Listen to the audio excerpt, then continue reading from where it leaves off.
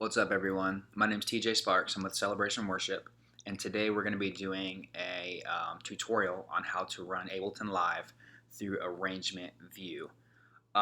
So, just a quick overall view of what we're going to cover. We're going to strip it down. We're going to start out with making an individual track, the way that we would make it and set it up for our weekend services. And then we're going to move to building an entire set. Then we're going to show how to group all the tracks together that need to be grouped, so that they can be put into the proper inputs, how to change and adjust levels if needed, how to transpose keys, how to change tempos, and how to plug the Looptimus in, and everything in between. So we're just going to dive right in. We're going to try to make this as concise as possible. We're also going to get detailed so that you'll know exactly what you need to know to build an Ableton Live set in Arrangement View. So starting out, your Mac will look like this when you first open it up. You're going to come over to wherever your Ableton Live icon is, click on it, and it will load. It's important to keep in mind when Ableton loads, it's always going to load in session view. When it loads, you're going to have all of these tracks here, and you're going to need to get rid of most of those. So I'm going to try to move as slow as I can, and the more you do this, the quicker you get. So you have 2 MIDI tracks, 2 audio tracks, a reverb track, and a delay track. Now, real quick before we dive in, right now we're focusing on building a single track that will be plugged into an entire weekend set. So this is what you're starting from scratch to build a set with. First thing you want to do is click on the MIDI track, and you want to hit delete on your keyboard. That gets rid of that track. Now you can see that it comes right back over here, highlights the other MIDI track now. You can push delete again. You want to leave the 2 audio files. You want to leave these because you're going to need them. Then after you deleted the 2 MIDI tracks, you're going to come over to the reverb track. You're going to do the same thing. You're going to hit the delete key, and then it's going to highlight the delay for you. You want to also delete the delay. You want to keep the master track, and you want to keep audio 1 and audio 2 because you will need those. Now, all of this is in session view. So to change to the view that we're going to be using, you're going to hit the tab button on your keyboard. That's going to change you to arrangement view. Once again, if you're in session view, you're going to hit tab, take you to arrangement view. You can always switch between the 2 views if you need to simply by hitting tab. Okay, so let's dive right into this. So you kept these 2 tracks, and you will see why here shortly. So if you're going to load a new track to build it, 9 times out of 10 it will be under your downloads file, because usually you will have downloaded it from OneDrive or from multi-tracks to use. And the reason that is you don't want a ton of tracks saved to your computer because it'll slow it down. So you want to always be pulling them from OneDrive or from multi-tracks if it's a new track that we're getting. So the one that I'm going to build today is Behold. I'm going to find it right here. Once again, I went to the downloads folder. It pulls up all these songs that I have, and then I have Behold. I'm going to click this tab right here, and it's going to give me these 3 options. I'm going to click this one right here, and it's going to drop down and give me everything I need for the song. Okay, got about 15 tracks here. So multi-tracks has them lined out exactly like we do it. So you want to start with your click on top, your guide, your drums, your bass, then your guitars, then your keys, and then lastly your BGV stuff.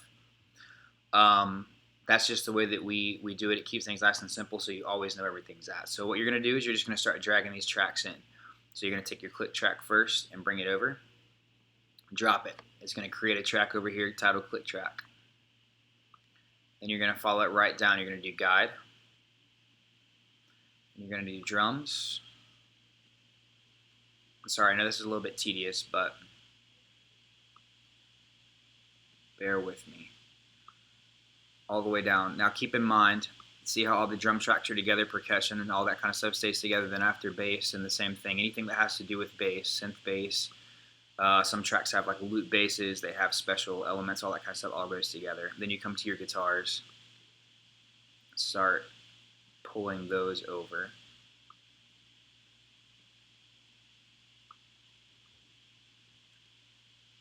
All the way down.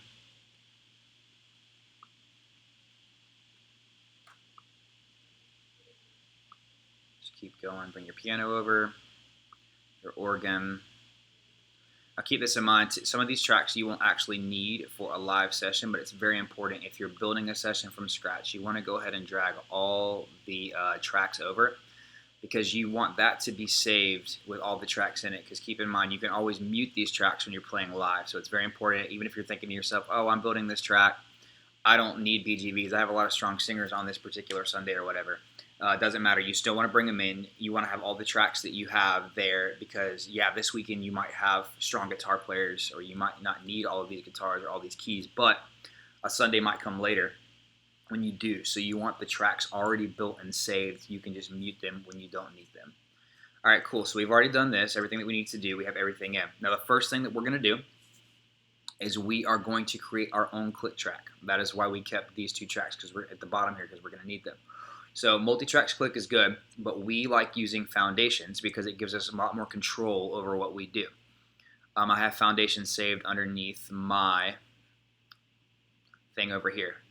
So what foundations does, it gives us the ability to control our volumes and control the sounds that we have without having to depend on multi-tracks for there, so that all of our tracks across all campuses will have the same click. So what I'm going to do first, before I do that, I have to create a tempo track. Now a tempo track is created so that the click has a track that has the tempo on it to be slaved to. We're going to get into that in just a second. So the first thing I want to do to create a tempo track is I want to have two blank audio files. That's why I saved these two. So to record a blank tempo track, because that's what you have to do, you have to record a tempo track so that you can base all the other tracks off of that one track. So this extension in right here, which would be an input into this track, I'm going to change it to no input because I don't need anything coming into this track. We don't need anything coming into it. So once again, when you first see it, it's going to say extension in like that. You're going to want to click that and change it to no input. Okay? Then you want to come down to this second part, which would be the output for this, and you want to change that to 22 audio, because what you're wanting to do is have no input coming into this track and then have the output of this track going into 22 audio. Then what you want to do is change the input from 22 audio to receive the signal coming from 21 audio. So once again, you have no input up here. You have this track's output going to 22 audio, which is right here. And then you have 22 audio's input receiving 21 audio. See how it's receiving it? It says 21 audio right there. And then you want this one to be going to the master. So this one can stay the same because it's already going to the master. All right, perfect. Now what you have to do is click record. It's this little circular button over here. So you're going to click record here. Nothing's actually happening yet. So this is a very important step. When you're recording, it doesn't really matter where you record, but for the sake of just clarity and everything staying nice and neat, you want to make sure that the track thing is all the way at the end here. So see how that line right there where the little red thing is? It's all the way at the beginning of the track. That way it's starting at the beginning and you're making sure that everything's lined up and going right. So then you're going to hit record up here at the top. You can hit record. The track will start playing. A couple seconds or so, doesn't take long. 3, 4. Then you can hit space bar to pause. Now real quick, we're going to stop. Just so you know, whenever you're playing tracks in Ableton, space bar is your start and stop. Very simple. You can space bar to stop and stop. Or start and stop. Makes it really quick and easy. That way you're not always coming up here to click the play button or click the stop button or anything like that. You can just keep hitting spacebar, and it'll, every time you hit it, if it's playing, it will stop. And if it's stopped and you hit it, it will start playing again. Okay, perfect. So what we've done here is we recorded a blank audio file. Now what we want to do is we want to click on this track, double click it. And after you've double clicked it, you want to click loop. Now what that's allowing you to do when you click loop is pull this track all the way through the entirety of the song. So we're going to just drag it all the way here. Actually, let me zoom out a little bit. So this happens a lot in Ableton. If you're not zoomed out a lot, it'll take you forever to drag something. So I'm going to zoom out so that it's not taking us forever to drag this track. Then we're going to just keep dragging it all the way to the end of the song, just like that. Okay, so we're all the way zoomed out. Everything is good. Perfect. So after you've done that, there is a BPM right here. There's also one up here. What you're going to want to do with this tempo track is you're going to want to make it the same BPM as the song Behold, because you have to remember that all of these tracks are going to end up lining up and doing exactly what this track tells them to do. This is a blank audio file, but we're going to make all of these tracks do the tempo that this audio file says to do. So the first thing we want to do, and this is going to sound really rudimentary and simple, but if you don't know the BPMs to the song, the best way to usually do it is simply to Google it. So you can go to multitracks.com or you can just Google it. So I'm going to do just use Google. I'm going to do BPMs for Behold. Hit enter. It usually will pop right up just like that. If it doesn't show up right there, you just click on whatever link it is, and it will show you that Behold is 73 BPMs. Perfect. That's exactly what we needed to know. So now we're going to exit out of this. We don't need it anymore. So before we do anything else, we're going to come out to the BPMs here. We're going to click it. We're going to get rid of that 120, and we're going to type in 73.6 and hit enter. Okay? So now that's saved. So now, before we move on to the next step, we're going to click this 22 audio. We're going to hit Command. After you clicked it, you're going to hold Command, and you're going to hit R for rename. Then you're going to delete that, push delete. It's going to take that away, and you're going to rename this, type in tempo, and then hit enter. And then what happens is this is now our tempo track, and we want to make sure that we name it that because we don't want to be getting confused between this track and this track. So after that's done, you want to come to your 21 audio because you're not going to need it anymore. You want to click on it and press delete. That track can go away. You don't need it. You don't need it cluttering up what you're doing. So now that I've made this, I'm going to drag this tempo track. I'm going to click it and hold down on the mouse, and you're going to go all the way up to the top. You're going to drop it above the click track. Perfect. So now that that's set, so we've set the BPMs, right? 73.6 is a very important step. I almost forgot about it. So what we're going to do after we set the BPMs, after we drag the tempo to the top, everything's good to go, we're going to hit slave. Now what slave does is you can see it adjusted the length of the track. Now that we're using this BPM here, we want this track, all the other tracks to slave to it.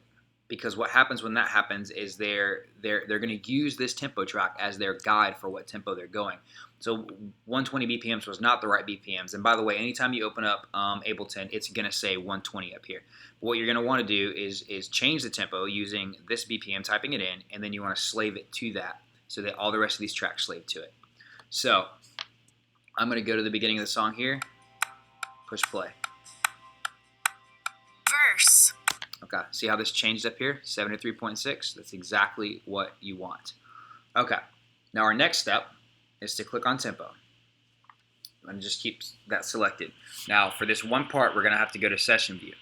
You're going to hit tab. Remember to go back to session view. Okay, then you're going to click on tempo, and you want to come up here to create. This little icon up here. And you want to do insert MIDI track, not audio track. Insert MIDI track. It's very important. It's going to insert a MIDI track right here. Now, remember Foundations I talked about earlier, using that for the click for all of our songs? So what you're going to want to do here is you're going to click Foundations right here, you want to click it down like that, and then it comes up with this folder right here. You want to take this folder and hold you want to left click on it, hold it down. You want to bring this all the way over to here. You want to make sure it goes all the way to the top, because if you drop it here, it'll be kind of weird and wonky. You want to make sure it goes all the way to that top part. Let it go, and it will drop in to the MIDI track. Now, real quick, I'm not going to get into it too much, but as you can see doing this, you have all kinds of counts. 3/4 count, 5/4.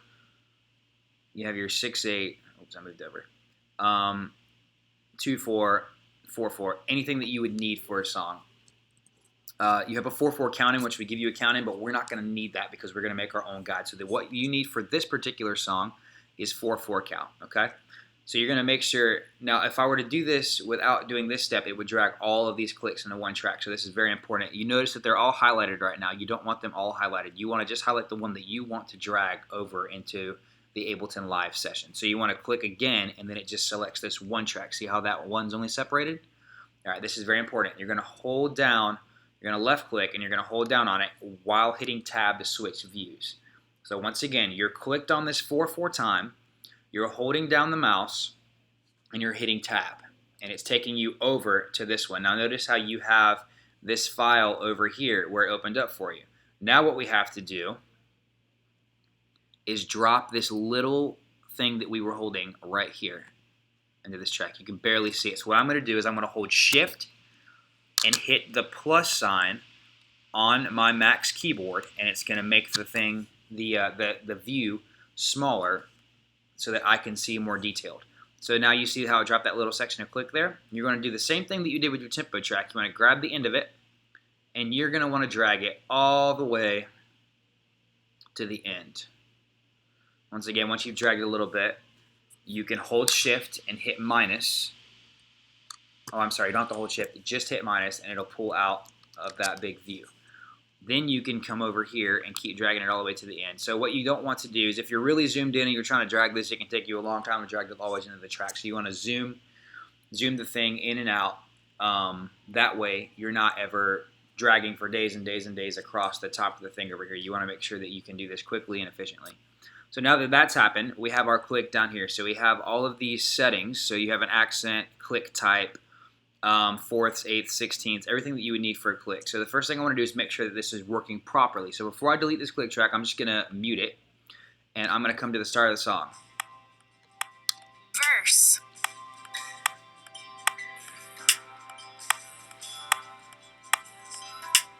So the click is working, but it looks like I have the wrong BPM. So this is the trouble you might run into. Every now and then you might have the wrong BPMs on a song. Wherever you looked, it might not have been accurate. So I'm going to look at it again.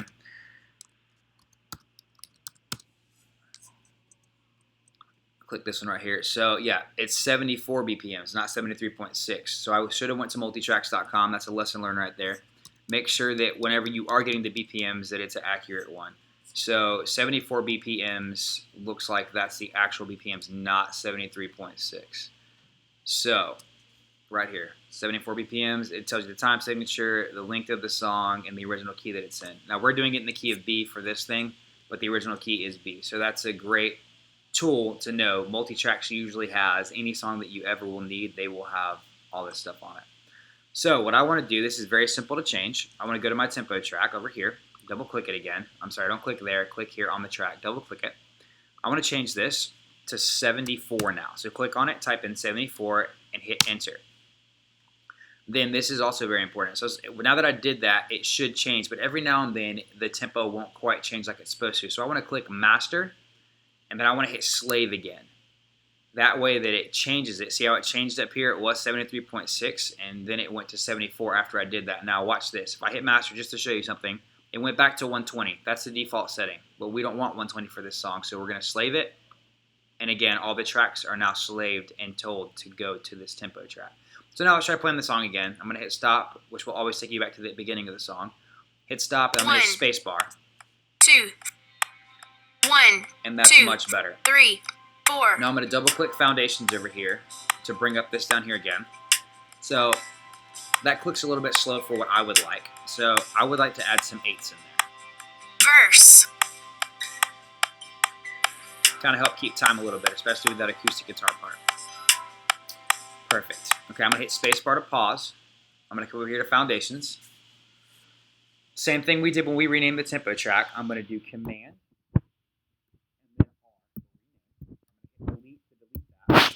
And I'm going to rename this track click. Type that in, hit enter, it's saved. Now, obviously, now that I have this click track, I don't have a need for this one anymore, because if they're both happening at the same time, it's going to be just kind of messy and not sound good at all, obviously. And you also don't want this track hanging around muted, because we have no use for it anymore. It just doesn't serve as any purpose. So I'm going to click the click track, and I'm just going to hit delete, and it's going to take it away. So now that we've covered that, our next step will be to create our own guide for this song. Now the reason we do that is because we want to be able to personalize all our cues and all of our guides and cues and everything, so that we can make them exactly the way that we want them. We're not depending on multi-tracks to have their certain lingo or whatever in there. We have our own cues that we've had made that we can just plug in to each session. That way we can have a control over the volume and everything that we need to control for it. So I'm going to come over here to click, and I'm going to do Command T for track. When I hit that, it's going to create a new audio track. Anytime you do Command T, it's going to create a new audio track. Not a new MIDI track, but a new audio track, which is what we need for this particular thing. Remember, I just want to reiterate, when you made the click, you needed a MIDI track, which you did by coming up here hitting create, and you could insert MIDI track or audio track, but we wanted MIDI track for that. When you're creating your guide, you want an audio track, which is super simple. You just click on the track before the one you want to create, do Command T, and it'll pop up for you. All right, perfect. So for this, we're actually going to keep this guide in play for now because it's really going to help us know where we need to place our cues at. So they already have cues in here, and you can see the little placers right here. We can just line ours up with them and make it work. So I'm going to stop to go back to the beginning, and then I'm going to zoom in a little bit. So I'm going to hold Shift and then plus. Let me click down here, make sure you have to be in the track for this to work. Shift and then plus. Then I'm going to come up here, grab this right here, and drag it all the way back to the beginning. So we can see they have their guide here. So let's see what we're working with. We're going to hit play and see what happens. 2, 1, 2, 3, 4. All right, that's a good count in. So here's what we're going to do to start adding our guide. Same way we did foundations, we're going to come up here and find cues. We're going to click this down thing, this down arrow to drop it so that we can see everything. And then we have all of our cues that we're going to be using for each song that we ever create. So you see you have different time signatures. So we're in 4/4. So we're going to use these to come in. So we'll just take this one and drag it right here, drop it. And we're going to take this one and drag it right here and drop it. That's 1, 2. And then we're going to come here for the next part. 1, 2. Okay, so I need to zoom in just a little bit more. Sometimes this will happen. Everything gets bunched up, and you want to make sure that you have this grid to drop things on. And real quick, just to reiterate, see this grid right here? This helps you drop right on the track that you need to drop on. So we have 1, and then I'm going to drop this 2 right here on this grid, which perfectly lines up with that. And then the 3, and then the 4. Perfect. 1, 2, 3, 4. Perfect. Now keep in mind, it does not have to be lined up exactly. If you were to line it up exactly, it would take you forever and ever and ever and ever. Because you would have to do that with every single cue, and you'd have to zoom in super, super far. So as long as they're super close and they're right there with each other, it will work. Once you delete this track, you won't even be able to tell that there is a difference in timing there. So we're going to come to the next one that we find, and we're going to see what that one says. Verse. Okay, that's telling us that there's a verse. So we're going to go ahead and drop verse in there. Find it. Thank God these things are alphabetical. It helps a lot. Drop it at the beginning. Make sure it lines up. Verse. Just in case you don't know, what I'm doing when I do this, it makes me be able to start and stop from a certain place. Come up here and see how this little speaker forms up here. That means I can push here and start there. If I want to come back here, it'll start exactly there. That's how you have control over where you're starting a song at. Cool. So we'll keep scrolling forward. Once again, I'm grabbing this up here in case you didn't know how I was scrolling. I'm grabbing this and I'm swiping with my mouse either to the left or to the right to move. So finding the next one, it should be Pre-chorus. So the next one is, we already did verse. Yes, so this one is pre-chorus. So we're going to find the pre-chorus right here. We're going to drag that in, drop it right there. Pre-chorus. Lines up good enough. We're going to keep swiping forward until we get to the next one. It's going to say chorus. Verse. Nope. My bad. That's right. They have a pre-chorus on this song before the chorus. So you're going to do the pre-chorus and you come back into the verse. That's why it's important to listen to these before you drop them, because I've made the mistake of when you're making a track thinking you know the map of the song better than you do and then messing up the cues. Verse. Perfect. Go back into the verse. Scroll, scroll, scroll. Pre-chorus. Pre-chorus again. You're going to come up here. Missed it. There it is. Drop it in. Pre-chorus. Lines up good enough. Perfect. Keep scrolling till you get to the next one. Chorus. To the chorus. Scroll up till you find the chorus marking. Scroll over and put that here. Perfect. Chorus. You need to keep scrolling till you get over here. Chorus. Chorus again. Perfect. Make sure they line up. Chorus. Perfect. You're going to keep doing this throughout the entire song. I know this is tedious, but it just gives you an idea of exactly. Interlude. So here's a thing that keep in mind. You can use interlude or instrumental for these. You want to keep in mind that you want to use interlude for stuff that's not necessarily super super jammy, you know, something that's more of just like a, exactly like it says, like an interlude, just a soft musical part. So on this one here, Interlude. they don't line up quite as well as I'd like them to. So I'm going to hold shift and I'm going to hit plus and zoom in just a little bit. And you can see as I zoom in closer where it's off. So then I'm going to take this. So take your mouse, grab the end of the cue track, bump it down right there. Perfect. And then you're going to bump it up one more to match. Now it should be perfect. Interlude. See how those line up absolutely perfectly? In a perfect world, that's how they would all line up. But if you did that on every single one of them, it would take you forever. But on some of them, when they get really off like that one did, you can take the time to do that so that the band's not thrown off by it. Verse. It's a verse again, so we're going to drop verse in there. Keep in mind, I want to show you guys this real quick. I forgot to mention this at the beginning. When you're doing cues, you want to give the band a full measure of warning. So let's just do this count real quick. Verse. 2, 3, 4. Right into it. See, I have 4 counts here. We're on 4 times, so we're going to play it one more time so you can get an idea of it. Verse. 2, 3, 4, into the verse. Make sure that you're giving your band a full measure, because sometimes you're going to have people on that were scheduled last minute, didn't have enough time to rehearse the song. You want to make sure that they have the appropriate amount of time to adjust and know exactly what's coming up next. Pre-chorus.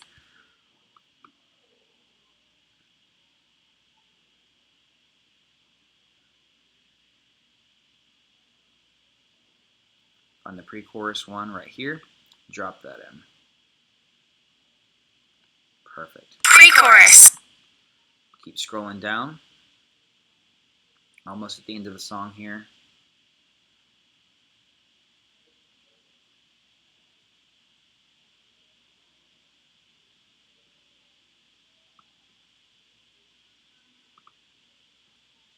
Chorus. Go to the chorus again. So, same as last time, grab the chorus. Over here, drop it in. Oops.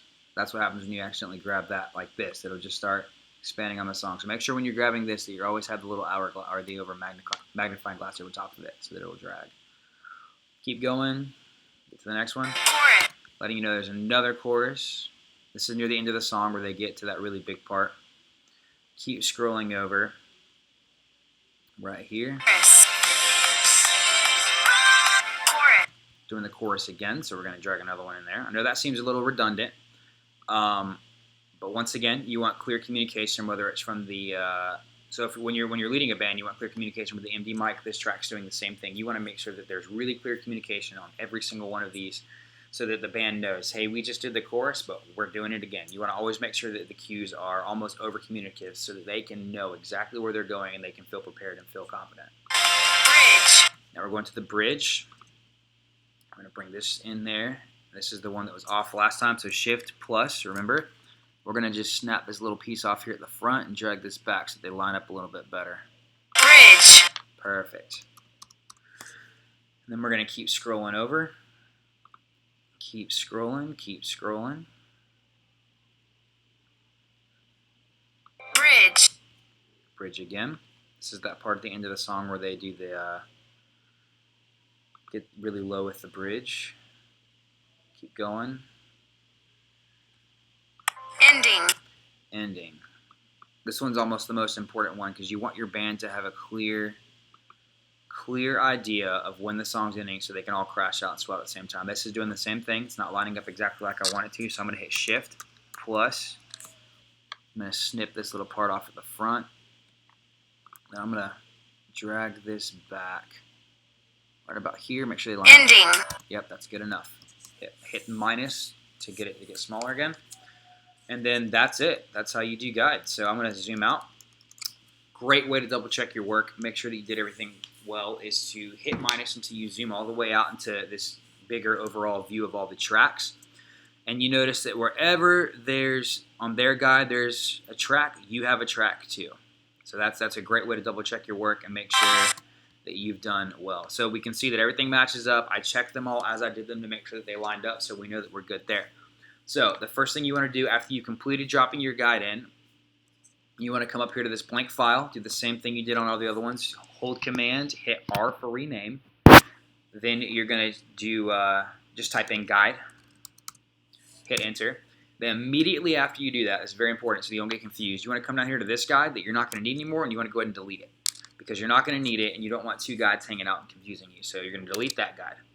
Okay, we're almost done with building a track. So the next thing that we're going to do, we're going to minimize them all. So real quick, in case we didn't cover that earlier, we're going to, whenever you need to look at a track in a bigger view, you just hit this down arrow and it opens up and you can see more of it. Now real quick, there is one more thing that I would like to do.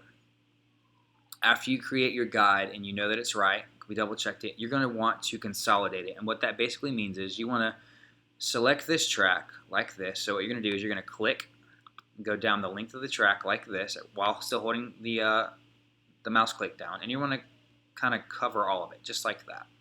Okay, and you want to leave it highlighted. You can let go of it. I just let go of it, but it's still highlighted. You're going to come over here to edit. You want to come down to consolidate. Click consolidate. So after you've clicked it, you'll notice what happens is this little thing comes up here. It says consolidating. I'm going to show you exactly what that does and why we need to do that as soon as it finishes.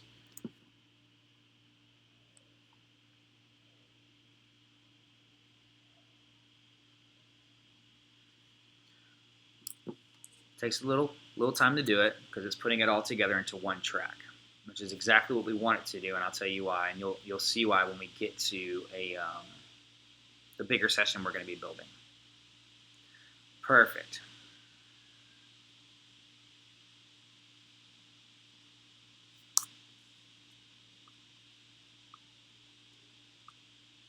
Okay, see now when I minimize that, it's showing the click here, but see when I minimize it, how it's one track now like all the other ones were? It wasn't like that before. So when you're dragging and dropping tracks in a live session, if the cues are all broken up into small individual tracks, it's really, really easy when you drag a large session for some of them to get left behind as you're dragging it. So to demonstrate, I'm going to click this. See, I can just click on this track and I can drag it anywhere I want to. When it's the smaller cues, you're not able to do that as easily because it's just that they're just so many individual tracks. So you want to consolidate them so that they're one large track like that so that you can easily move them around. All right, the last thing we have to do is color coordinate everything. This is super easy, and for our tracks, we do them all the same. So you're going to click tempo, hold down shift, and go down to guide. Your top three tracks, you're going to highlight all three of them, tempo, click, and guide. So after you've done that, you're going to hold control, and then you're going to left click on guide. Now they're all still selected, and you want to change this color to red. In all of our sessions, we want the tempo, click, and guide to all be red. That way they're easily noticeable and you know how to change them easily. The rest of the tracks, you're going to hit drums, hold shift. You're going to scroll all the way down to BGVs. They're all highlighted. Do the exact same thing. After they're all highlighted, you can let go of shift and you can hold control. And you click the bottom track or wherever on the track because they're all highlighted. Keep in mind they're all highlighted, so it doesn't matter as long as you're holding control when you click them. Then you're going to come over here to this bright green right here. It's kind of hard on your eyes. It's really bright, but that's so that it's really noticeable. So you're going to want to click that, and now all of your tracks are this color, and all of your tempo, click, and guide are the red color. Okay? Perfect. So that is, in a nutshell, how you build an individual track. Now remember, I'm going to recap. When you start out, you have to build your click using foundations. So to do that, you have to create a tempo track to slave them all to. So you create the tempo track, then you use foundations to create the click track, and then you create your own guide. So these are the three main things that we're adjusting to make uniform across all of our tracks. These three things are the same. That way it makes the overall experience consistent across all campuses. So that's how you build one track. Okay, so now that we've covered creating one single track, we're going to go over how to create an actual Ableton session in arrangement view that has 3 to 4 songs. We're going to do 3 in this tutorial, but so if you need to create a set that had 3 or 4 songs, put them all together into one session. So you're going to start the exact same way that you started the other set. You're going to come over, click on your Ableton Live, wherever your icon is on your computer. You're going to open up Ableton. And you'll find, when you do this again, exactly like it came up on the first one, it's going to come up in session view, just like that. Have the same thing. It's going to have 2 MIDI tracks, 2 audio tracks, a reverb, and a delay. Exact same steps here. You want to delete the MIDI track. You want to delete the other MIDI track, but you want to leave yourself these 2 audio files. Then you want to delete reverb, and delete delay. Now, the reason we're leaving these two audio files, the last time we left them, it was because we were going to need them to make the tempo. Well, the reason we're keeping them now, we're going to go ahead and hit tab and go to arrangement view, is because to add tracks to any live set, any set in Ableton, you have to have some audio tracks to add them to. Now, technically, you could do this with just one, but I like to have two open for the simple reason of if I drop something in the wrong place, I have another audio track I can drop it into and then delete that one or whatever I need to do to get around it. So having two just gives you some wiggle room. It helps me move quicker. If you wanted to, you could technically do it with just one audio track. I like to have two open. Okay, sweet. So for this set, we're going to do a set of 3 songs. I'm going to do I Will Praise, King of My Heart, and then the song that we just built, Behold. Put them all 3 together into one set to show you how we would build a complete session in arrangement view. Keep in mind, the 2 songs before Behold that we're doing have already had the necessary steps to build them like I just showed you with Behold. So they're already built and ready to go. So we're going to start with I Will Praise. You're going to do this exactly in the order you would do the set. You want to add them to it. So I Will Praise is song 1, so we're going to do it first. You're going to grab your tempo track, drag it over.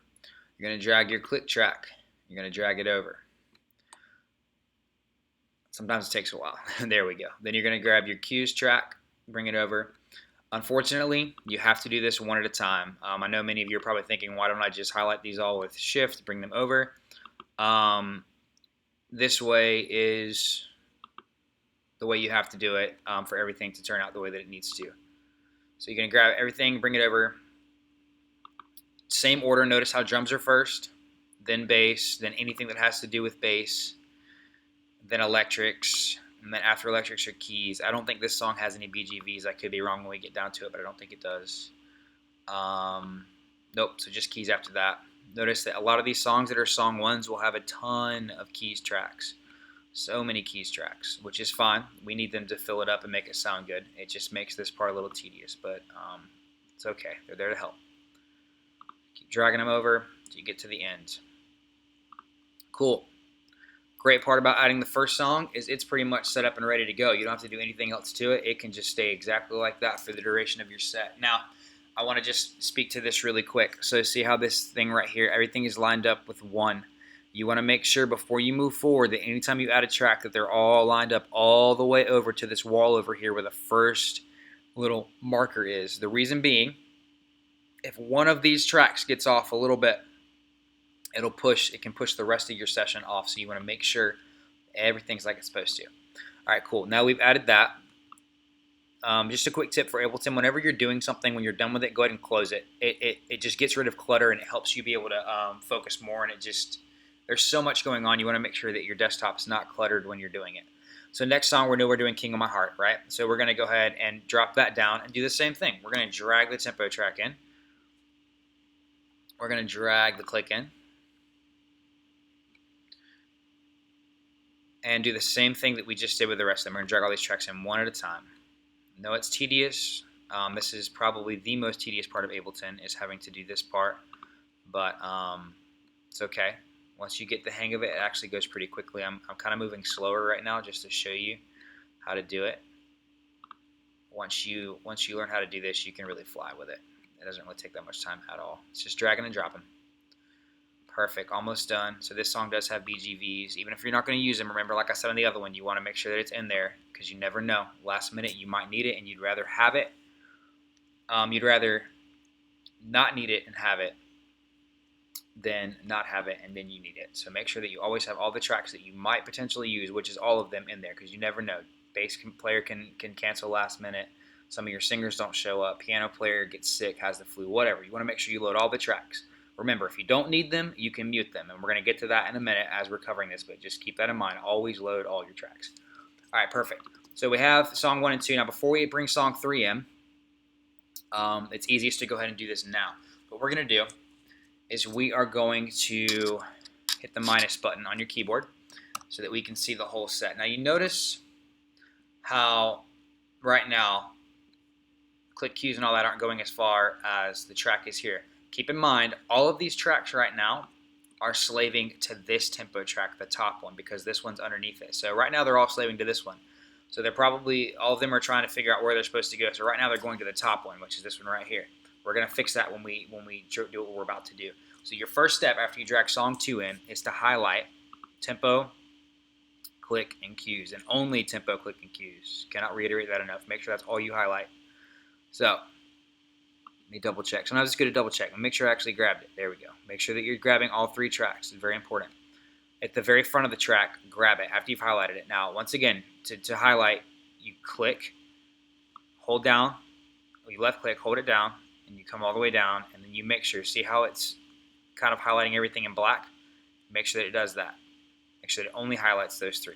Perfect. Then you're going to grab the front of it, and you're going to pull it back all the way to here. Then you're going to go all the way up. So you get to the end of this song. So right now, we're going to drop this right here behind it. What happens? These all populate and do what they're supposed to do because now they're all slaving to the right track. Now, what we're going to do now is I'm going to hold shift and magnify just a little bit just so that we get an idea exactly where we're at. Perfect. So this is on 141. To get it out of the way, I'm going to go ahead and move it back to 145 so that we can be accurate in what we're about to do.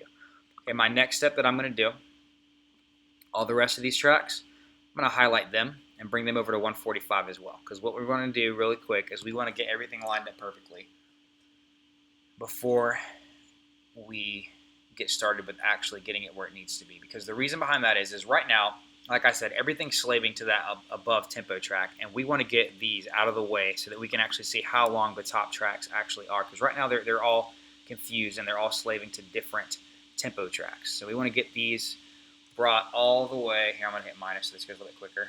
Notice I'm zooming out. Zoomed out a little bit too much. Go back. Forward. Sorry about that. All the way back right about here. Okay. So remember I said we dropped that on 145? So I'm going to drop these right. See how the marker is lining up right up top there with 145? I'm going to drop them right there. Now they're lined up in the same place as the cues. You can see the cues are up here. Other tracks are down here. Everything is good.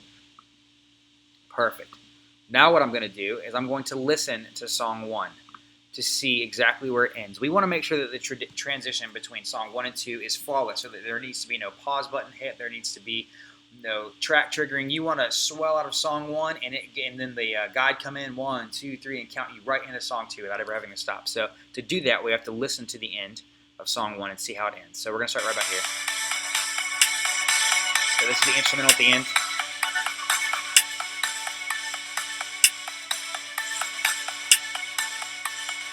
Instrumental. Doing it again. Sorry, I know this is tedious, but it's necessary. You want to make sure that you get this exactly right.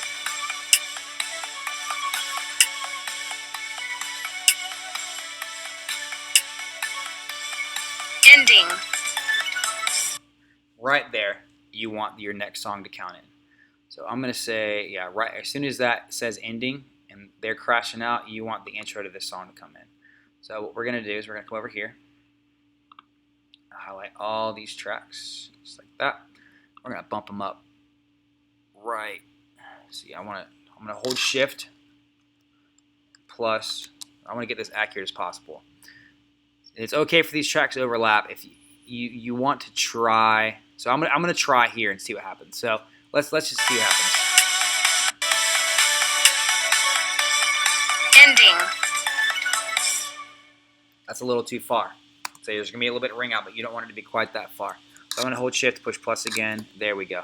That should give me a good reading. So I'm going to bump it right up to the end of these, right behind. So marker 37 is 137 is right here. I'm going to do that marker right after it. So let's try this. Ending. 1, 2. Perfect. Counts you right into song 1, 2. 2, 3, 4. Now, the audio is not going to start yet because we haven't lined up the actual instrumental tracks with it yet. But your first step is to get your tempo, click, and cues lined up perfectly behind it. So now what I'm going to do is I'm going to scroll down. So very important step here. Look where the marker for these are. 137 is here. It's the marker right after it. That is very, very, very important. And that's not actually the marker right after 137. That's probably about 139. So if you want to get exactly accurate, which I highly recommend, hold shift, push plus a few times, and you'll find out that right here is 139. That's where your marker is. So what you're going to want to do now Scroll down, come up here, click this, move over all the way to the end of the tracks. All the way. Sorry, I know this is so tedious, but trust me, it's well worth making sure that it's right. Because if you mess up one little track and it's off, the whole song will be off, and that's not fun for anyone. So, scrolling over, making sure all these are highlighted. Okay, so all of them are highlighted all the way to the end. Perfect. Then you're going to grab it just like you did the other ones at the beginning, and you're going to scroll over until you get right here. Now, you want to make sure, see 139 right there like we said, okay? See how the white cursor right here, see how it's bumping it back and forth right now? It's lined up with 139 exactly like it needs to be. We're going to drop it, okay? Now it is over the top. Everything's lined up. So now let's see what happens at the end of this transition and make sure everything goes smooth before we move on. Ending. 1, 2. 1, 2, 3, 4. Perfect. Right into song 2. That's exactly what you want. I'm going to go ahead and pause it.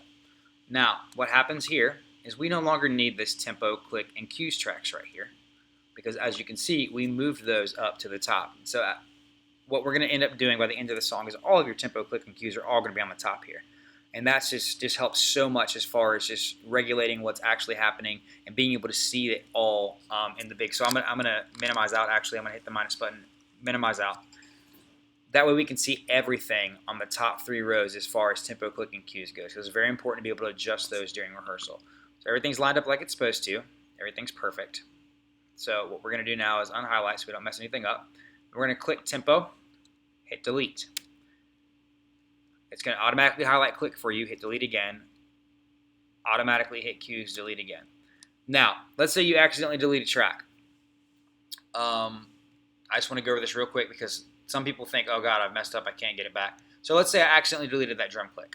I would just come up here and I'd do undo delete track.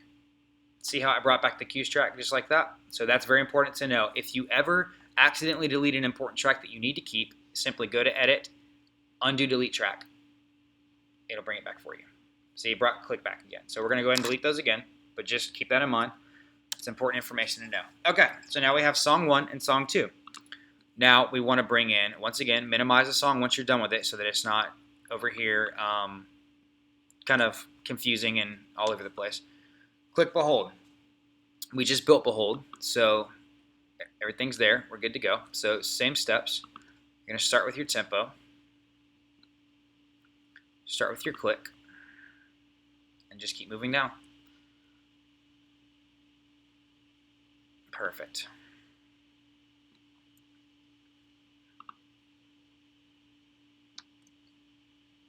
The great part about once tracks are built, especially on a certain computer, is you don't have to worry about where you're dropping them. You just have to drop them and it'll actually line it up for you.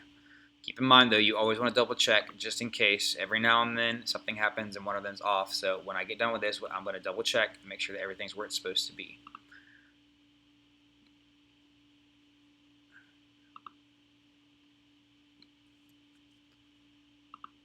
So this for every single track. Make sure you bring them in.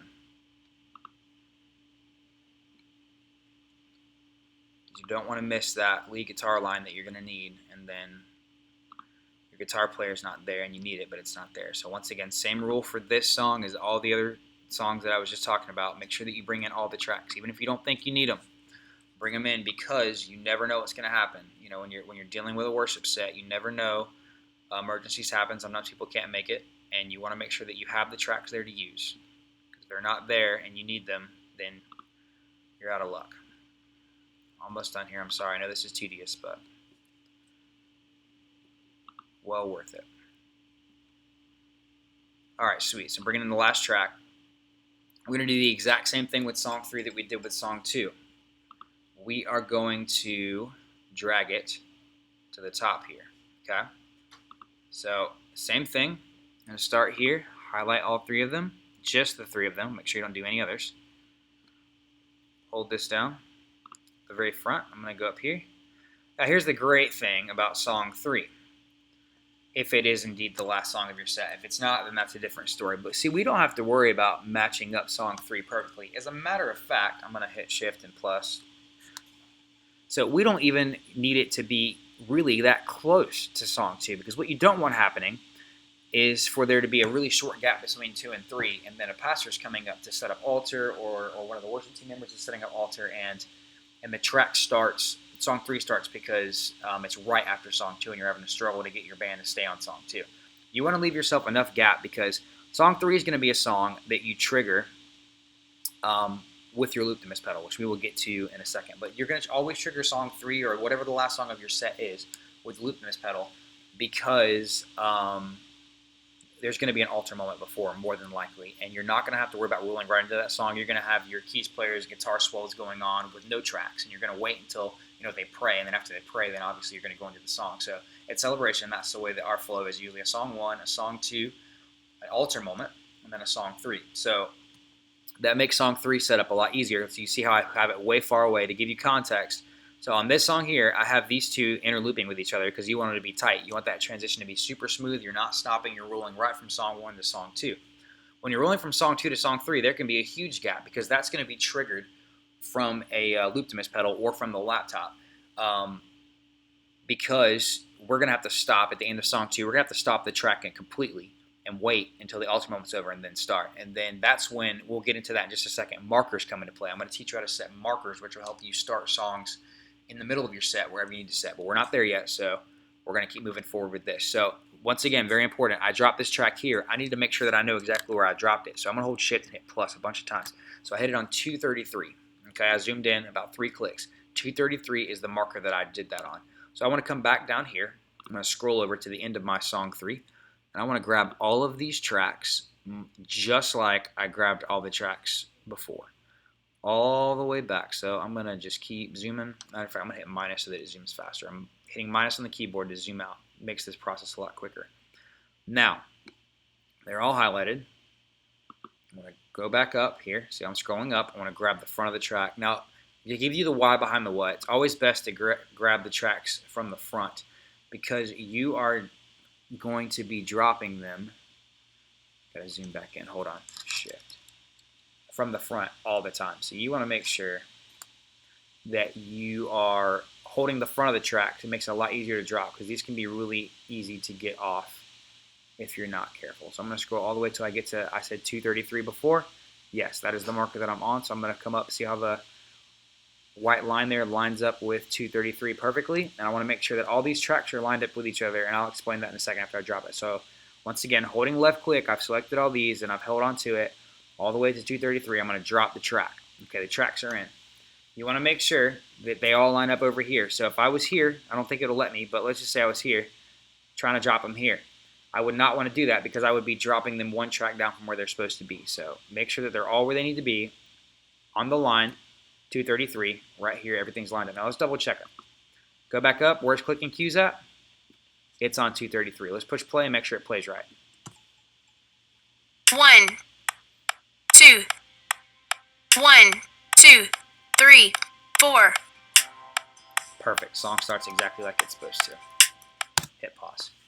All right, sweet. So the next step is the same thing that we did before. We don't need these tempo clicking cues because it's all at the top. So we're going to hold that down and hit delete.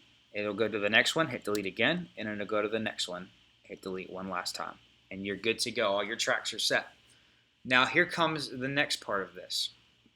So I'm going to hit minus to give you a big picture view of what your, so once again, just to reiterate, minus on the Mac keyboard will minimize your view so you can see better. So you have 3 songs. Okay, they're all lined up like this, right? Perfect. You have your song 1 right here, song 2, and song 3.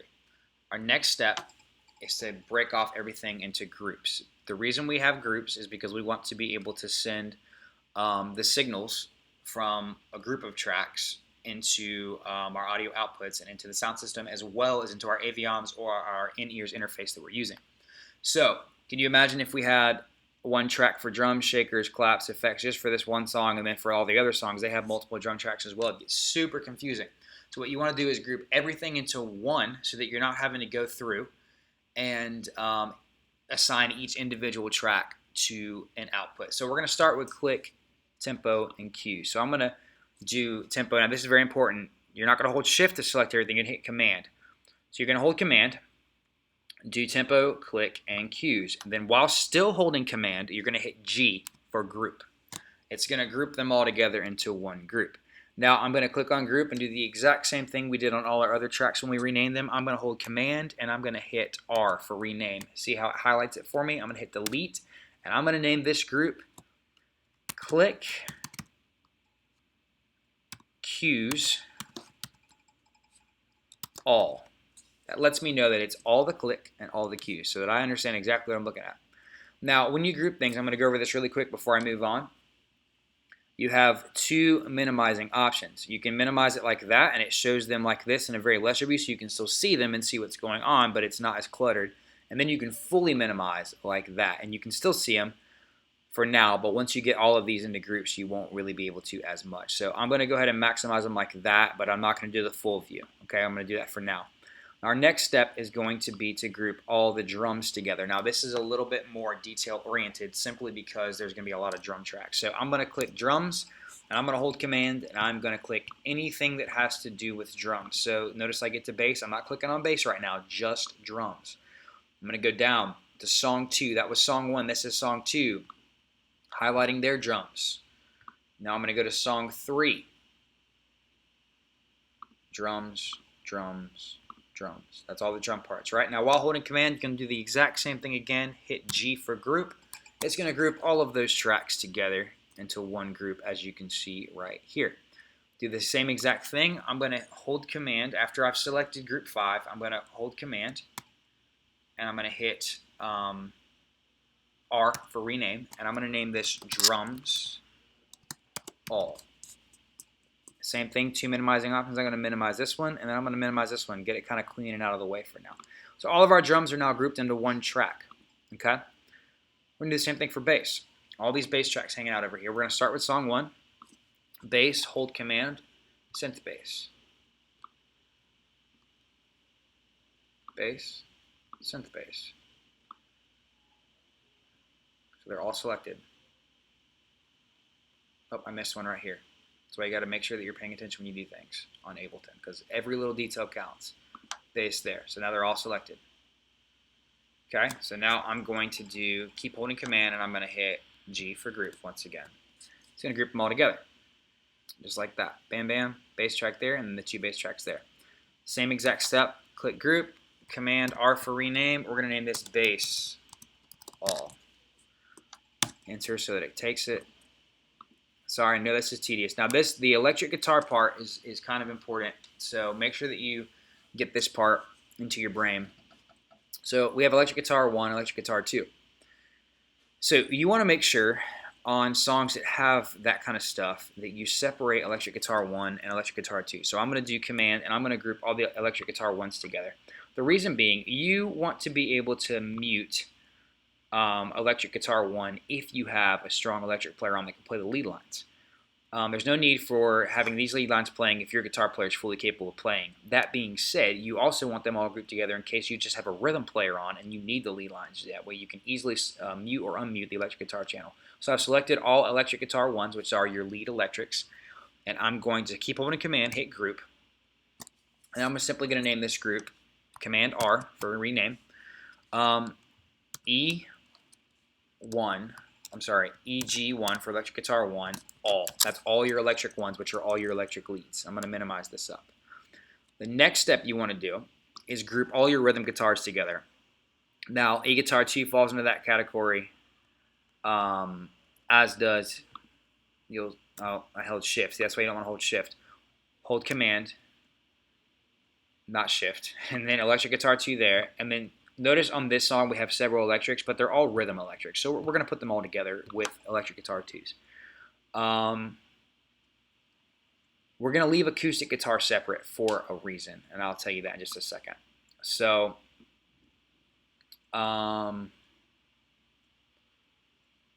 right now we're going to hit group them all together, just like that. So what you're going to do here is you're simply going to name this command for rename, command R for rename. You're going to name this group EG2, and you're going to know when you see that all. You're going to make sure you always put all on all of these. That way you know that's all of them. That's all of your rhythm guitars, okay?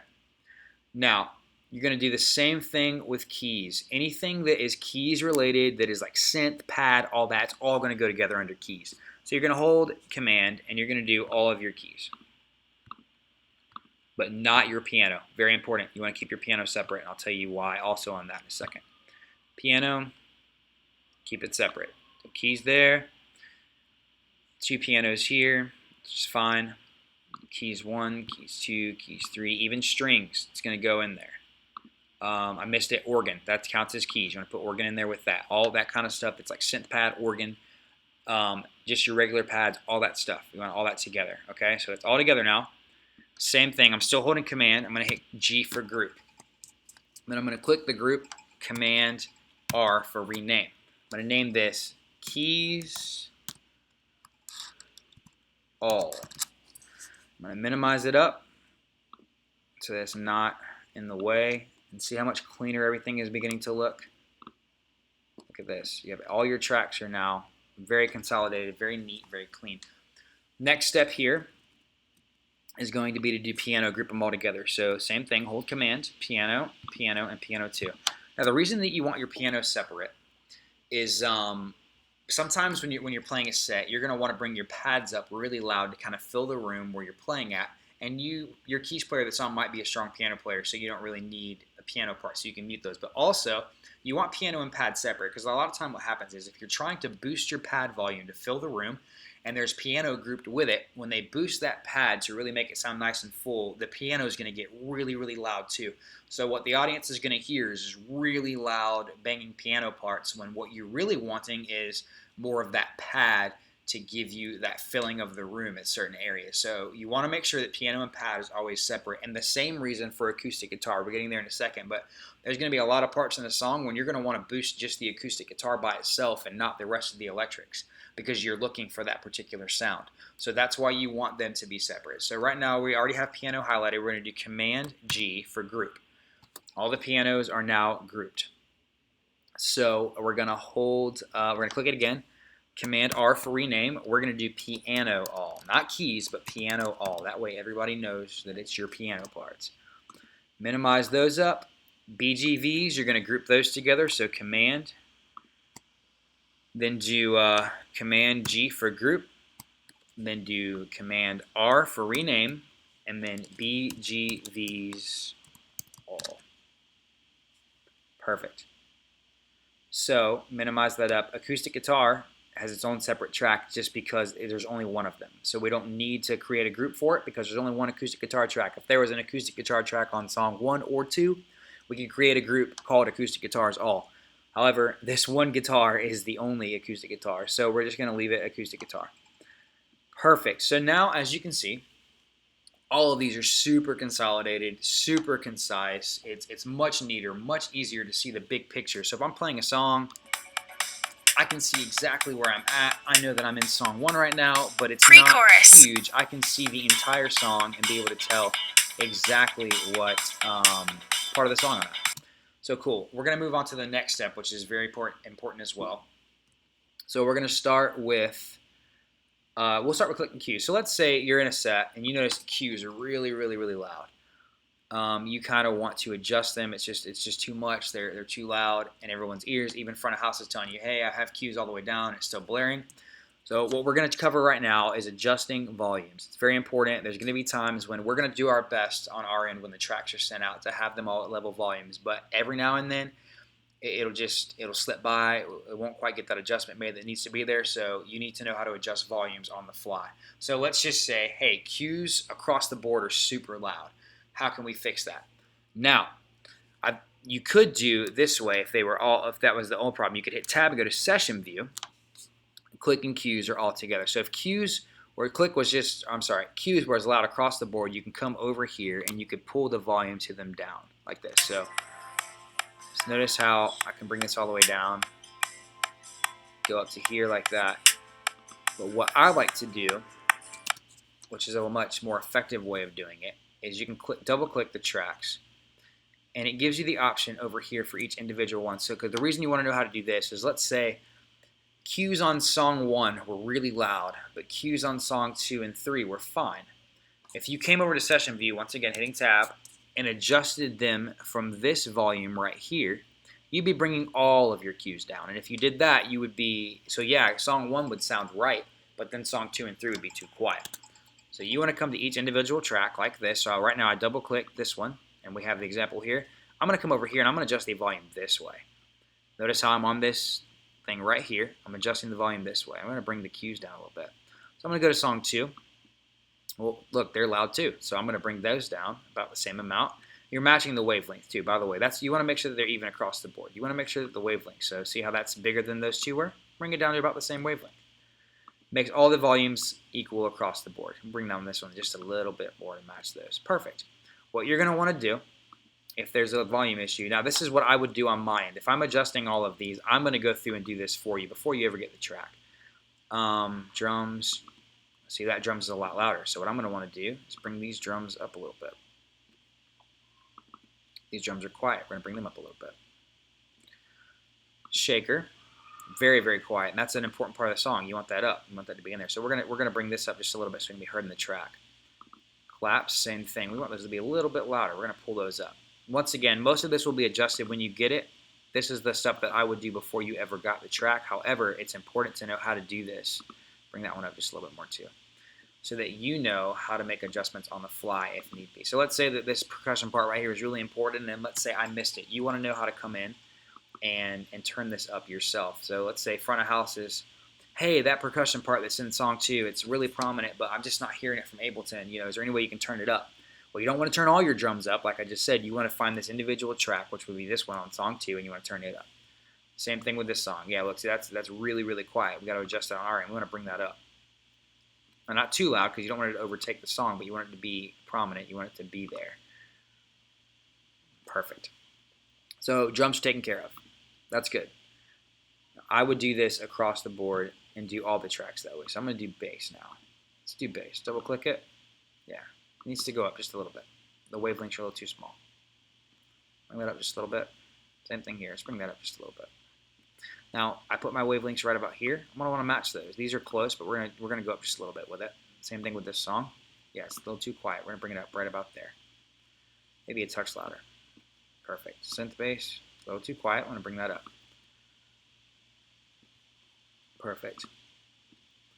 Do the same thing with electrics. Electrics are very important to have them adjusted the right way. So electric 1, those are your lead lines. You're going to want those up. That needs to be prominent. That needs to be heard.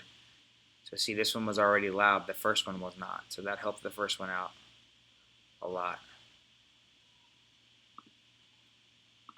Very important also to mention this step.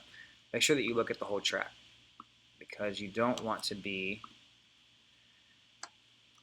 hold on, I'm trying to scoot this over here. So what you don't want to be happening is you adjusting the track volume and it not be, maybe look, this part looks quiet, but then look how much louder this part is. So if I adjusted this, if I was just looking at this section here, right here, I'd be like, oh yeah, that needs to be louder. Then I get to this section and it's a louder guitar part. This was meant to be quieter, so you need to make sure that you're looking at that when you look at the songs. Go to electric guitar 1 on this song.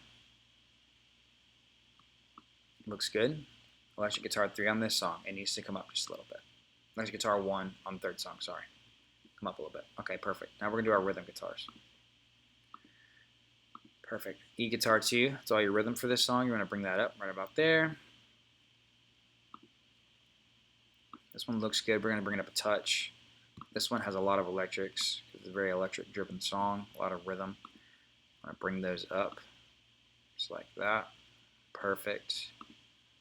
Very quiet. Bring that up a little bit. Perfect. Okay, we're going to want to minimize this. Do the same thing with keys. Now, keys are very important. You want to make sure that they are heard, especially if you don't have a strong keys player on. You want to make sure that keys are loud enough to carry, especially during low moments during the song. So we're going to want to bring this up around this area. And keep in mind, the wavelengths that I'm using right now aren't the know-all break-all for it. If the wavelengths were here and tech asked you to turn it down because for whatever reason that track was just really loud, you would bring it down. But this is about the average wavelength we're looking for when we're doing songs like this. But I'm just saying that to say if it doesn't look very loud on your end, but they're telling you need to bring it down, then you can still, it's okay to bring it down. Because they're the ones receiving the output. They're the ones receiving actual feed. And that's a little too loud. I'm going to bring it up just a little bit, make it even with the rest. Okay, this song has a lot of keys, so we want to make sure that they're heard.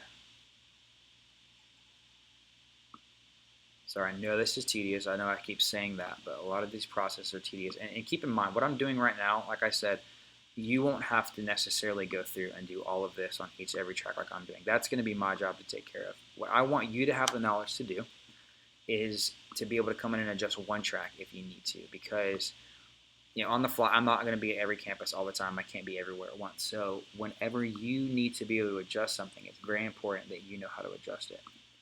That way, you never run into the issue of, oh, this is too loud. I got to call somebody and figure out how to do it. I don't know what I'm going to do. No, you know how to do it yourself, and it's a great tool to know how to use. So this one's already loud enough, this BGV. So you notice how I did this here, though? I made this one match that one. Because this one, before I adjusted it, was right about here. So what would happen is, to give you some context, this song, BGVs, if you were using them for Ableton, Tech would be boosting it because they're really quiet. And then song 3 would start, and they'd be much louder, and it would just be super loud in the house, and it would make it really hard for them to control. So we want to make the volumes level across the board. That's the whole purpose of doing this, is to make the volumes level across the board so that when they're adjusting levels tech-wise, nothing catches them by surprise. There's not an electric guitar 1 on song 1 that's super loud, and then electric guitar 2, they can't get any signal out of it because it's too quiet. So you want to make sure that everything's level and even as possible across the board. This acoustic guitar is a little quiet. We're going to bring that up. All right, awesome. So that's pretty much it for doing levels. I would be normally a lot more detailed. I know that I kind of flew through that. I didn't really make all the levels exactly like they need to be, but that's just a tutorial on how you would adjust levels if you had to. One more time, I'm going to show you. I'm going to delete these two real quick, these two audio files. I'm going to go ahead and take these out of here. We don't need them anymore, so select them and delete. One more time, I just want to reiterate. So if I'm on a track, click acoustic track, I'm going to come over here to this little slide bar, and I'm going to adjust the volume, okay? Perfect. All right, cool. So I'm going to minimize this real quick before we move on to the next thing. I just want you to notice how all of this would look when it's all closed. Everything's nice and neat. Once again, this is the purpose of having groups. So all your levels are adjusted, everything's closed up, and your Ableton session is really nice and concise, neat, everything's labeled. Volumes are set, you're good. So now we're going to move on to the next issue that you might face if you're running Ableton. So when you open up the sessions, they won't actually look like this. There'll be one more thing they have. I'm going to go over markers now. So let's go. Perfect. So I'm going to go here I'm going to hit stop. Take me to the beginning of the song. Okay. Now to create a marker, it's very simple. You come over here and you click set.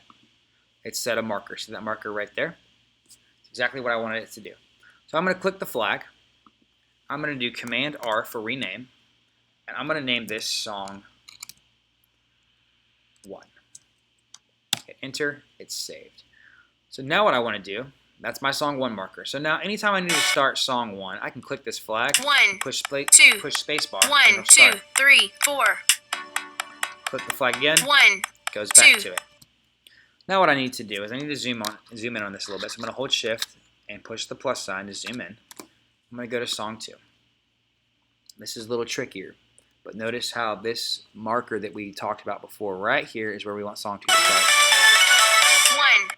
So that's exactly where we want marker number 2. So we're going to do the same thing again. Click set, click it, do Command R for rename, and we're going to name that song 2. Hit enter, and it saves it for you. Do the exact same thing for song 3. We're going to come all the way down here. We're going to put a marker here. Click right here on this line. So notice I'm clicking on the line before. So if I click here and I hit set, that's where it's going to put the marker at. If I click here, that's where it's going to put the marker at. That's what we want. So really quick, what I just did is I created a marker I didn't need, right? That's possible. That could happen. Sometimes you're going to mess up and put a marker where you don't need it. Very easy to solve. You just come right over here where you click set and you click delete. Okay, and then you go to this marker and you highlight it and you click delete again, and it'll delete it for you. So once again, if I set a marker I don't need, I can just click the marker and push delete. So I'm going to go ahead and put the marker that needs to be there right there. on 233, I'm going to do set, click on the flag again, do Command R for rename, and I'm going to do song 3. Enter. Now all my markers are set. These are how you're going to trigger your tracks to start where they need to start at. So I'm going to just click marker number 2, hit the space bar. 1, 2, 1, 2, 3, 4. Perfect. Pause. Song 3. 1, 2. It's much easier to trigger a song that way than trying to find the exact spot and click on it. When you have markers set, and we'll get into this later, but see, this is where Looptimus comes into play. Looptimus can be triggered to set off with these markers. So you assign a Looptimus pedal to one of these markers, and then you push play, 1, and then it'll 2. start. So we'll get more into that later towards the end of the tutorial, but that's how you set markers. So whenever you get a set from me, when you've picked it up from OneDrive, which we'll go over that as well in a second, I'm going to minimize this. This is what it will look like as soon as you get it from me. So now we've gone over 1, how to build a singular song. We've gone over 2, how to build an actual Ableton session in arrangement view with all 3 songs in it. We've gone over that. Now we're going to go over a couple other key things that you need to know. So at the end of the tutorial, I am going to go on OneDrive and show you how you would download your file. I'm actually going to, when I get done with this one, I'm going to show you how to save it and upload it to OneDrive as well. Before we get there, I want to go over one more thing, or 2 more things actually. So let's say that your singer that was going to lead I Will Praise at the beginning is sick that morning. And so they can still sing, but they have a sore throat, and the key is a little bit too high. So we're going to go over how you would change the key to the song to more fit where they're at vocally that morning. So to do this, we're going to open up all of the tracks. It's going to look a little junky, but it's the way we have to do it.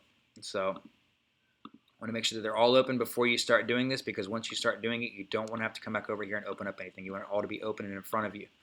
The reason being, if you miss a track when you're doing transpose, especially if it's a track that doesn't come in until later in the song and you think you've done it, you can get to the point where during rehearsal, or God forbid in a service, where one of your tracks is still in the original key and all the rest of them are not. So you want to make sure that all of these are open and you can see all the tracks. You make sure you select the right ones. So very important. What we're going to do is we're going to transpose these. So a lot of shakers, claps, and effects have tone to them. Drums do not. So you don't need to necessarily do drums. But starting with the thing underneath drums, you want to click that track, and you want to hold Command, just like we did when we grouped things. And you want to go down and do every single track. So we're going to go down here to bass, synth bass, electric 1, electric 2. Just move all the way down, all the keys. Repeat, make sure you get all of the keys. If anything is not highlighted when you're doing this and transposing, it will sound awful. Okay, so we have all the tracks for that. Okay, so remember how we created that tempo track? And we slaved it so that all the tracks would go to it. Now we're going to do a similar thing here. Instead of slaving, we're going to, hold on, I think I unhighlighted. I did. Okay, that's fine. I can do this again really quick. So I'm going to do this one more time. You get to see it again. Hold Command. Click all the tracks. Make sure they highlight. Every now and then that will happen. You'll click something by accident and it'll come off of what you're doing. Not a big deal. Just go through it again and make sure everything's highlighted. All the tracks. All right, perfect. So now that they're all highlighted, I'm going to come down here and I'm going to click Warp. And what Warp is doing is it's allowing me to warp the tracks to this transpose button down here and change their key without it making them sound super chickmunky or robotic. So before I do that, though, this is the absolute key to making sure this sounds good. So after you've clicked Warp, come to this little icon right here. Click it and go to Complex Pro. That is what's going to make you have the best sound. So I'm going to push play really, really quick. 1, 2, 1, 2, 3, 4. That's the original key. I'm going to come over here and I'm going to -2. I'm going to take this down a key, okay? So let's try that, see what it sounds like. 1, 2, 1, 2, 3, 4. That's full step lower. So this transpose moves in half steps. So I did -2. Now it's lower. So whoever's singing this doesn't have to reach those high notes anymore. It's a lot lower. Do the same thing if I wanted to do plus. Let's do, it's not doing it for whatever reason. That's okay. Another way you can adjust it is click on this little dial here and move your mouse up. So I just went to +2. Okay? Now let's try it. 1, 2. Be a lot higher. 1, 2, 3, 4. Now this is very important. When doing it higher, you want to adjust the envelope to make sure it doesn't sound chipmunky.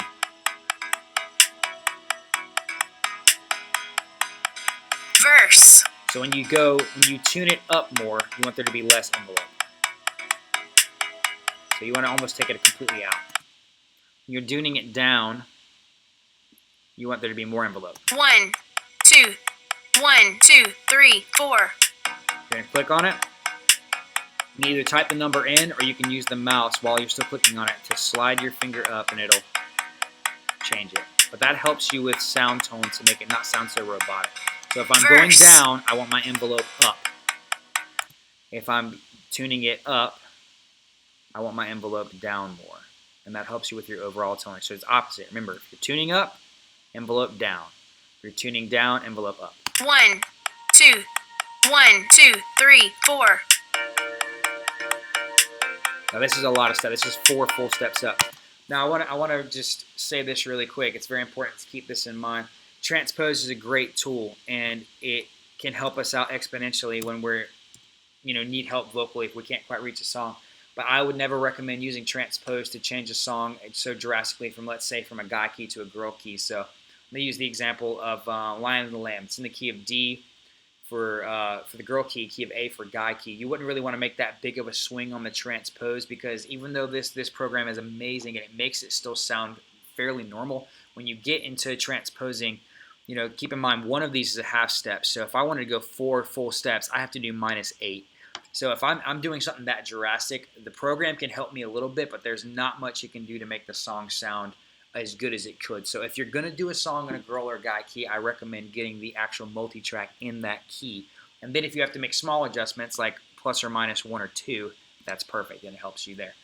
So that's how you would do a key change. Now, all right, cool. Now that we've gone over how to transpose the key to a song, we're going to change the tempo of the song. So let's say that we're doing Behold, which is the song 3.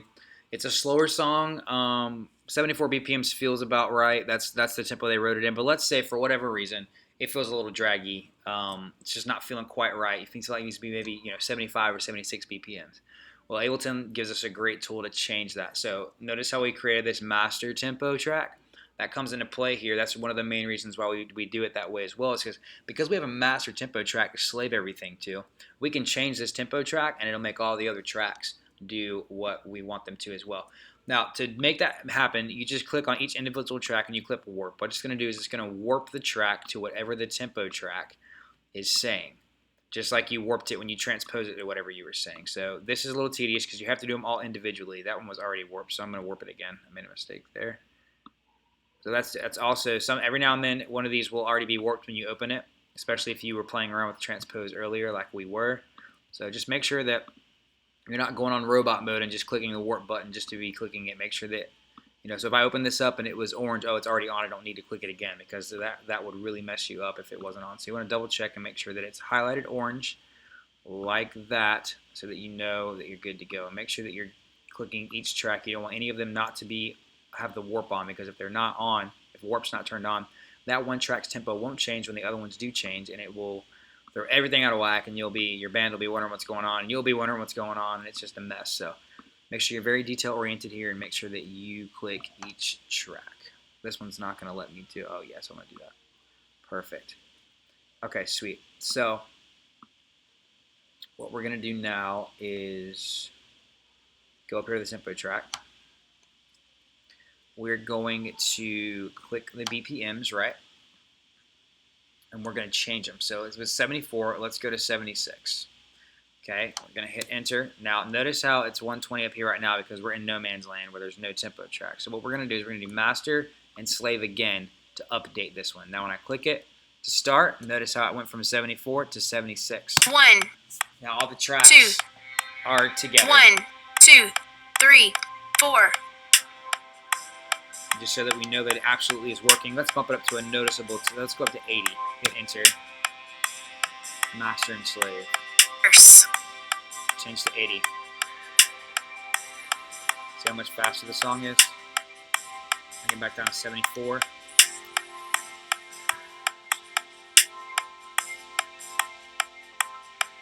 So if you wanted to change the tempo to a song, that's how you would do it. Warp all the tracks so that you would be able to make them all warp to this singular tempo track. So that's how you would do it if you needed to change the tempo of the track, which you rarely have to do, but just in case you had to do it, that was an example of how to do it. So what I'm going to do now, I'm going to minimize everything up, make it all look clean and neat again. That way you'll see everything's set, markers are set, you can get a good idea of what your Ableton session will look like when you run it. Minimizing everything up, perfect. So that's what your set will look like. I'm going to hit the minus key on the Mac. Well, let me click onto it first. Minus key to zoom out, it's already all the way zoomed out, that's good to go. So that's how you would set up a session, that's how you would double check, transpose, change the tempo, change the key. The last thing I'm going to go over, and I'm screen recording right now, so we're going to come out with another video that gives you hands-on tools for the Looptimus. But for now, I want to go ahead and give you just a basic knowledge of how you would set the Looptimus pedal up. So if you had the Looptimus pedal, on the ground in front of your feet, you would have a bank that would give you, 1, 2, 3, 4, 5, 6. You'd be 3 things. You have a stop button, and you would have a play button, and all that. Really quick, how you would do that is if you were plugged into Looptimus, you would hit MIDI. Okay. Once again, I'm going to unclick it. You would click this button over here called MIDI. For song 1, you would click this marker, and you would hit the 1 button on the Looptimus pedal. That would assign the 1 to song 1. Then you would come over here and you would click song 2, and you would click 2, and that would assign this marker to that button on the Looptimus pedal. Then you would come over here to 3, do the exact same thing, click the 3, number 3 on the Looptimus, that would be song 3. Then you would come up here and you would click stop, and you would click the stop button on your Looptimus pedal. That would assign the stop button to that button. Once again, you'd click on 1 and hit 1. Song 1 would be 1. Song 2 would be number 2, and then song 3 would be 3. Then you would assign the stop button to the stop button on the Looptimus. Now when that would happen, all of these would come up over here so you'd be able to see them. So I'm going to actually demonstrate that for you. So what I'm going to do is I'm going to unclick MIDI. I'm going to come over here and click this marker. Actually, I think I can still do it for me. Let me see if I can do it real quick. MIDI 1. Nope, that didn't work. Okay, so MIDI is the way that you do it for that. So what would happen is, so let's say that I wanted to assign this this marker like we just talked about with Looptimus. So once again, you come to MIDI, you click song 1, and you would hit 1, and it would come up over here on this panel. Then you would do the same for 2. You click 2 on the Looptimus, 3 on the Looptimus, and then the stop button, stop on the Looptimus. So what that would enable you to do, then after you're done, real quick, before I move on, after you're done, it's very important. After you've done that, then you click MIDI again, and it goes away, and the Looptimus will work like it's supposed to work. Now, the importance of doing this is, so let's say I want to trigger song 1. If I hit 1, the cursor is going to move where it's at on song 1. If I hit 2, it's going to move right here, and if I hit 3, it's going to go right here. So just imagine this in your head. So we're starting song 2. Let's say that we need to, now keep in mind the transition between 1 and 2 is fluid, so we wouldn't have to do this, but let's just say, hypothetically, we have to start song 2. For whatever reason, you would do, you click 2 on the Looptimus pedal, it would turn the marker here, and then you would hit the space bar on the Mac next to the drums, and it would start, just like this. 2, 1, 2, 3, 4. And the song would start. You'd be good to go. Now let's say that you're at the end of this song. I'm going to go ahead and skip forward. It just ended. It's fading out. You would hit the stop button on the Looptimus pedal, which is assigned to this stop button, and it would stop the song. Then you would hit where you saved song 3, which is the number 3 on the Looptimus pedal. You would hit 3 on the pedal, and it would jump to here. Then you would simply, when it was time to start song 3, you would push 1, the space bar on the Mac 2, next to you, and ring 1, in 2, 3, 4. The song would begin. So that's just a basic tutorial on Looptimus. I know I kind of ran through that. Like I said, we're going to get another recording set up, and we're going to give a brief tutorial on Looptimus alone.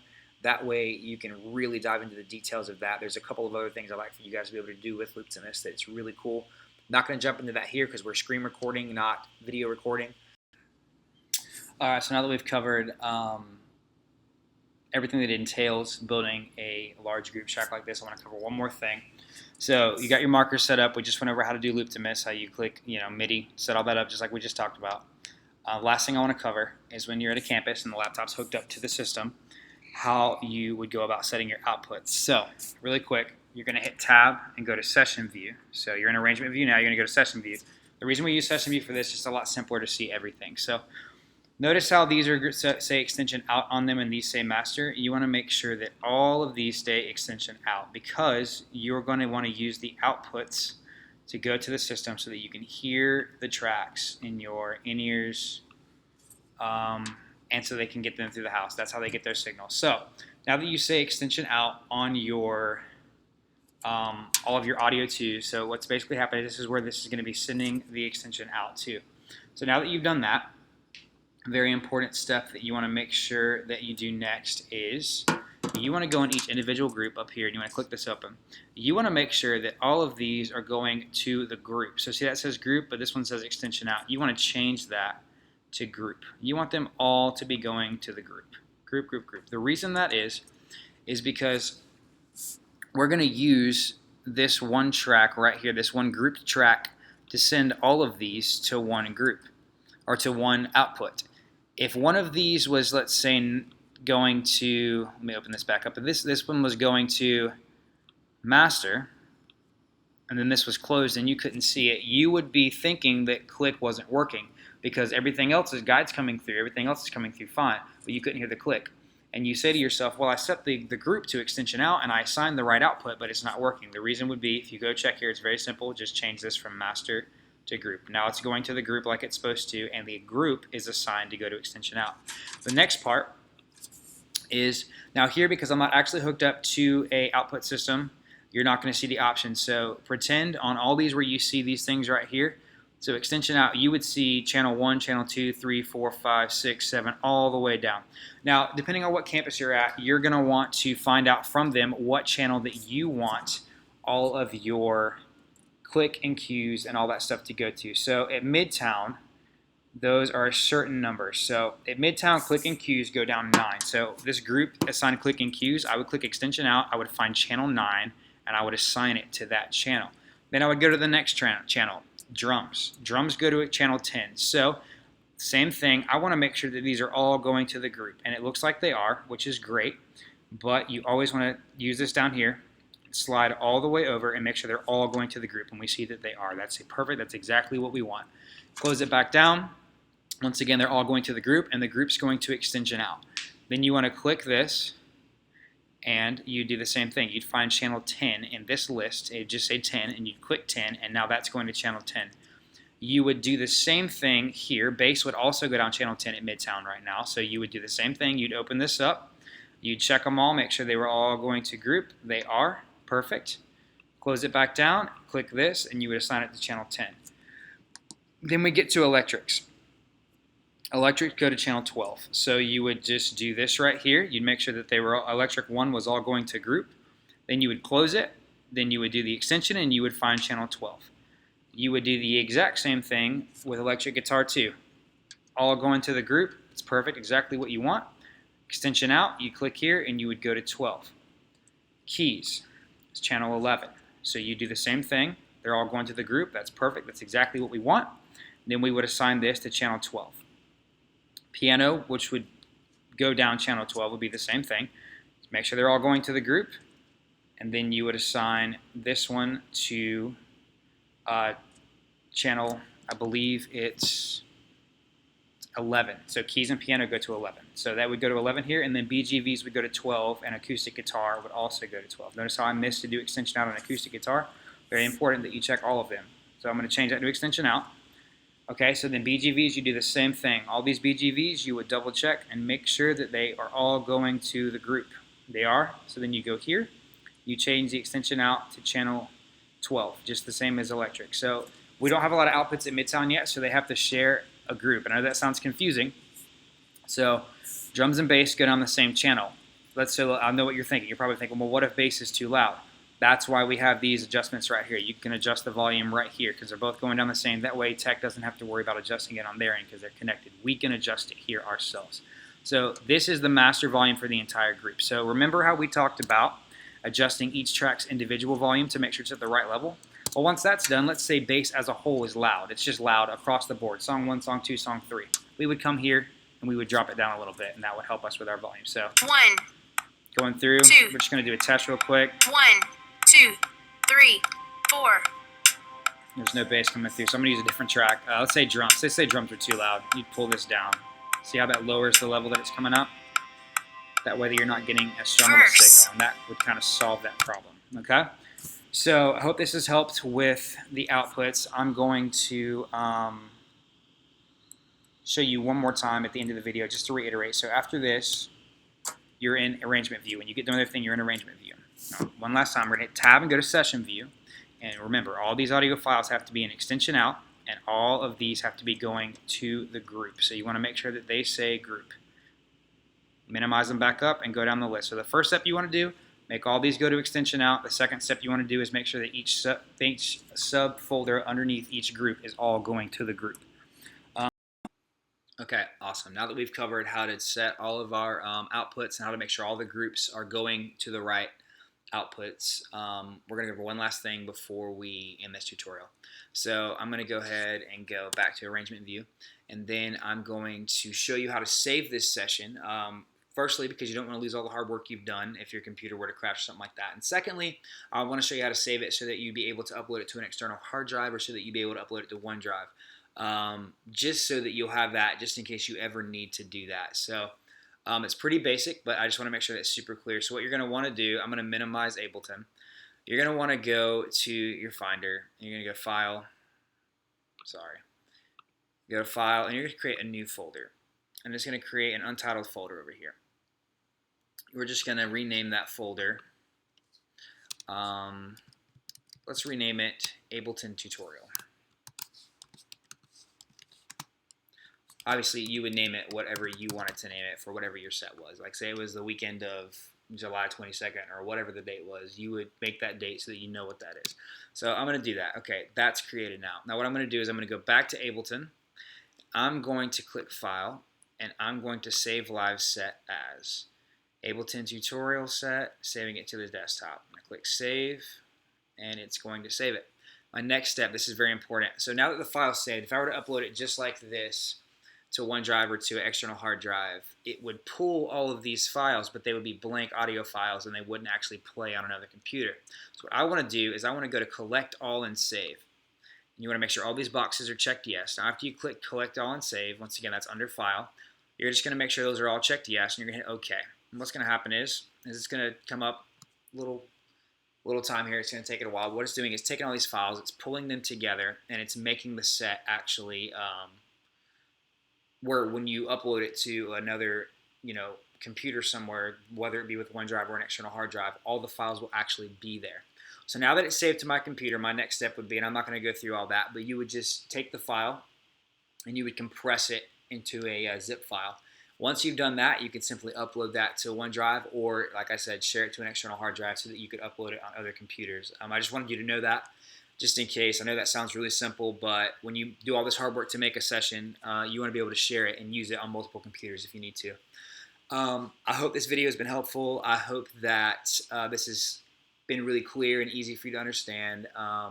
Hopefully when you watch this, you're able to better understand how to use Ableton Live and how to build a set in arrangement view.